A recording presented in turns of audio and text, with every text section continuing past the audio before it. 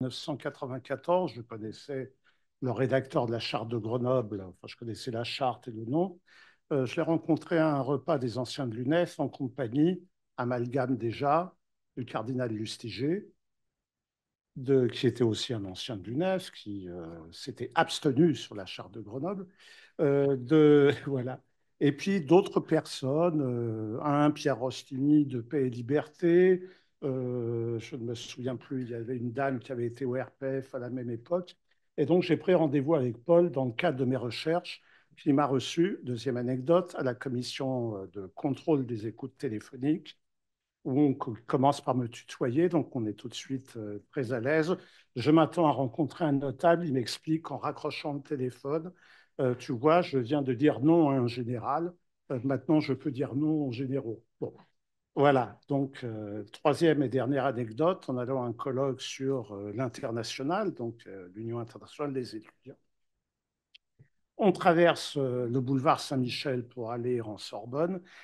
Et je lui dis, Paul, tu traverses hors des clous pour un juriste comme toi, tout de même, violer la règle, violer la loi. Il se retourne et il me dit, pour un juriste comme toi, tu sais bien que le droit est l'expression d'un rapport de force aussi. Bon, voilà, ça présente le personnage. Bon, Paul sort de la résistance après un séjour en sanatorium. Et il entreprend des études de droit à la faculté de droit de Lyon. On retrouve, en fait, on ne retrouve pas, on commence l'oxymore, qu'il réitérera plus tard en tant que bâtonnier, puisqu'en quelques mois, il adhère introduit par des étudiants résistants à la Corpo de droit, qui a une tradition progressiste, comme vous le savez, hein, bon, surtout à Lyon à l'époque. Ce n'est pas exactement son milieu, et donc pour aller vite, il devient président de la Corpo de droit de l'AGE de Lyon sur un programme et il raconte ça dans les Sept Utopies, donc je vais vite. Et il arrive en tant que tel au conseil d'administration de l'UNEF pour représenter Lyon.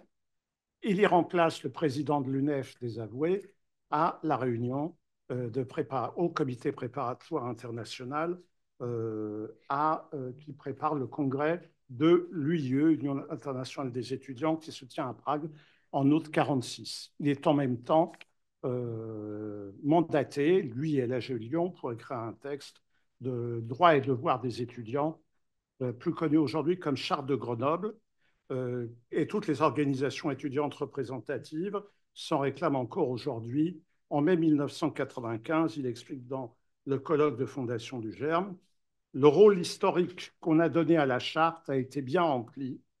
Je le dis, au bout de ma vie, je suis un vieux septuat. Je considère qu'une des choses qu'on a pas mal réussi, c'est celle-là.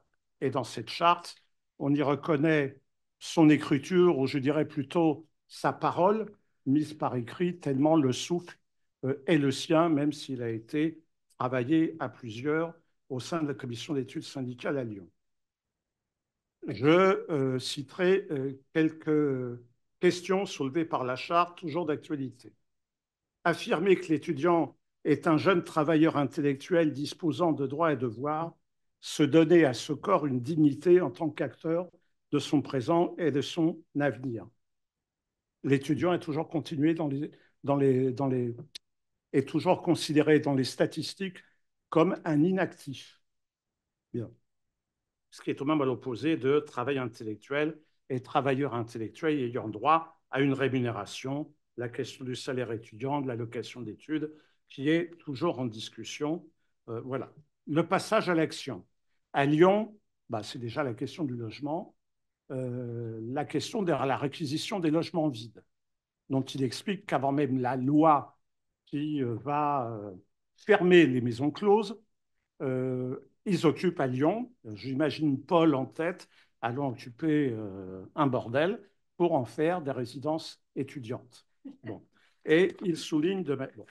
Troisième élément, toujours dans la pratique et dans l'action directe, hein, terme qu'il emploie, ça sera cité dans l'écrit, là c'est peut-être un peu long, ils reprennent en main le restaurant de l'Association générale des étudiants de Lyon, passe de 70 à 1200 repas par jour. C'est toujours une grande fierté. Et à l'entrée du restaurant, on trouve une plaque, d'une part, qui fait état que ce restaurant est propriété étudiante, innovation juridique déjà, hein, puisque la propriété étudiante en telle n'existe pas, mais ce peut être en devenir, et surtout toujours la référence à la résistance, puisque la plaque qui a été perdue depuis, on l'a recherchée ensemble à la mairie de Lyon, mais on ne l'a pas trouvée, à nos 300 camarades étudiants lyonnais, tombés de 1939 à 1945, pour l'honneur étudiant, pour la patrie française, pour la liberté du monde. Donc toujours ce lien entre les combats antérieurs, présents et futurs. C'est aussi l'accès à la culture et de façon particulière aussi d'associer des demandes, de l'action pour obtenir des tarifs réduits pour les étudiants dans les cinémas lyonnais, avec à la clé une menace. Si vous ne, aux propriétaires des salles, si vous ne cliquez pas des tarifs inférieurs, préférentiels, on ira occuper vos cinémas. Et il savait entraîner l'ensemble, la fraternité sans frontières. Hein, c'est le chapitre 2. Fraternité sans frontières, et ça va rester, hein, chez lui, question internationale, l'importance, on l'a vu. Et notamment là, il rencontre un étudiant algérien qui lui parle des massacres de Sétif. Et il va expliquer ensuite, dans un texte sur la colonisation, vous savez que l'UNEF a pris position au fur et à mesure pour la paix en Algérie, n'a jamais pris position pour l'indépendance. Ça a été très progressif. Hein, ça a été très progressif parce qu'il fallait entraîner la masse. Quelle était la vérité historique sur le colonialisme en général et sur l'Algérie en particulier? Alors là, l'UNEF avait un grand retard. Elle a partiellement comblé, pas totalement.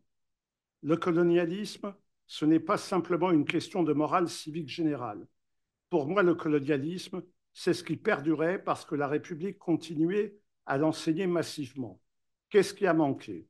Il a manqué réellement une connaissance civique, la vérité historique qu'il était du devoir des intellectuels, donc Charles de Grenoble, hein, de faire connaître à temps pas seulement la protestation morale. Il n'y a pas que la torture, il y avait le colonialisme.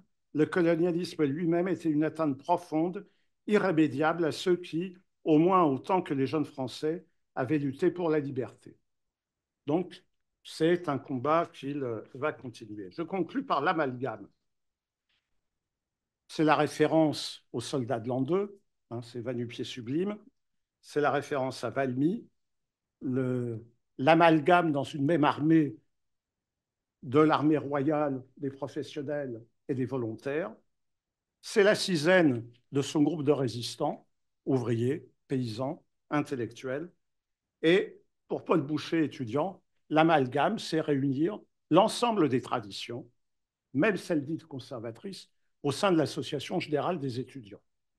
L'exemple type, c'est la Faluche, hein, qu'on considère comme étant un symbole conservateur, réactionnaire, et qui va utiliser à Lyon comme symbole étudiant à déposer au lieu du supplice, hein, place Bellecour, notamment de Gilbert Dru et d'autres. Là aussi, il y a eu un amalgame fait par les nazis quand ils en ont fusillé plusieurs, et ils déposent la Faluche alors, au terme d'un monôme, reprise encore du vocabulaire ancien, réinvesti d'un contenu nouveau. Et pour conclure, je dirais que si l'amalgame ne semble guère d'actualité au vu des divisions du mouvement étudiant, on, on peut dire que l'Institut, puis d'autres, on a pu mener, arriver à une petite victoire posthume, puisque au cours de cette année, nous avons tenu avec les 3 organisations étudiantes représentatives et d'autres, hein, des réunions, séminaires autour de thèmes qui étaient chers à Paul Boucher, que je viens euh, d'exposer. Bon. Et d'ailleurs, aujourd'hui, je ne sais pas s'ils sont déjà là tous, mais ils seront là en tout cas cet après-midi. Ces organisations étudiantes ont veillé à ce que chacune soit représentée ici. C'est un bel hommage et sans doute aussi porteur d'un avenir parce que les questions qui ont été posées, en tout cas pour les étudiants et beaucoup plus largement, hein, pour la dignité du corps collectif, elles se posent aujourd'hui avec grande acuité et surtout l'important, et là-dessus on s'était retrouvé avec Paul, on avait les mêmes réactions quand il se présentait comme génération, quand il se présente aujourd'hui expliquant génération sacrifiée, c'est quelque chose qui était difficilement acceptable. Il dit il ne faut pas se présenter comme victime, mais comme acteur, il y a des droits à conquérir, c'est vers là qu'il faut aller. Merci. Merci.